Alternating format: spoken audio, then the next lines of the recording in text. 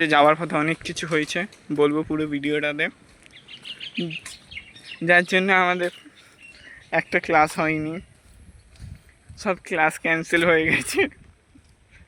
আর কিছু বলার নেই, দিনটা খারাপ হয়ে গেছে কি ভালো গেছে এখনো অবধি বুঝতে পারিনি।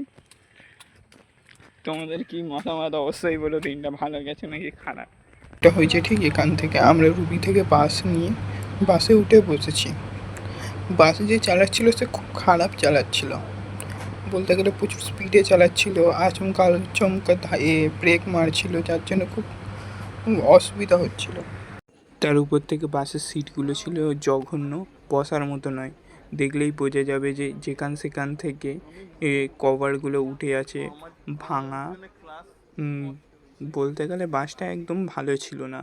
তারপরেই ঘটে গেল একটা ঘটনা, আমাদের বাসটি অন্য একটি বাসটিকে ওভারটেক করবে বলে আগে বেরাতে গেল, আর তার সামনেই ছিল অ্যাম্বুলেন্স।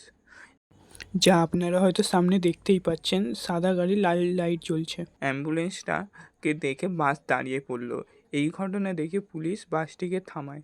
তারপরে পুলিশ বাসটিকে ফাইন নেয় এবং বাসওয়ালা বলেও না যে আমাদের দেরি হবে, আপনারা চাইলে চলে যেতে পারেন, আমরা টাকা ফেরত দিয়ে দেবো। প্রায় 15 থেকে 20 মিনিট অপেক্ষা করেছি আমরা, যার কারণে আমাদের একটি ক্লাস মিস হয়ে গেছে। অবশেষে লোক ক্ষিপ্ত হয়ে বাসওয়ালার কাছ থেকে টাকা ফেরত নিয়ে নেয় এবং নিজেদের মতো চলতে শুরু করে। আমরাও টাকা ফেরত নিয়ে নিই, প্রথমে ভাবি যে কিছু করে চলে যাব, কিন্তু গাড়ি না থাকার কারণে প্রায় আমরা ওখানে আবার 15 মিনিট অপেক্ষা করি। তারপরে কিছুক্ষণ পর দেখি যখন গাড়িটি চলতে শুরু করে, তারপরে আবার ওই গাড়িতেই বসে টিকিট কেটে আমরা কলেজে পৌঁছাই। আর বাসটা এতটাই লেট হয়ে গেছিলো যে প্রায় তার পরের বাসটাও আমাদের চলে এসেছিলো। বলতে গেলে আমরা যখন বাস নিয়ে ঢুকছি, আমরা কলেজের সামনে যখন পৌঁছে যাই, তার পরের বাসটাও কলেজের সামনে পৌঁছে গেছে।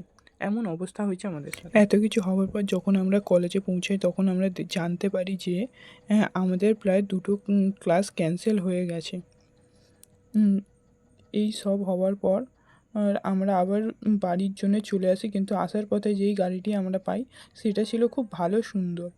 আমার শুধু সরকারের কাছে এইটুকুই আবেদন যে সকল গাড়ি যেন যাচাই করা হোক আর এবং ঠিক রাখা হোক।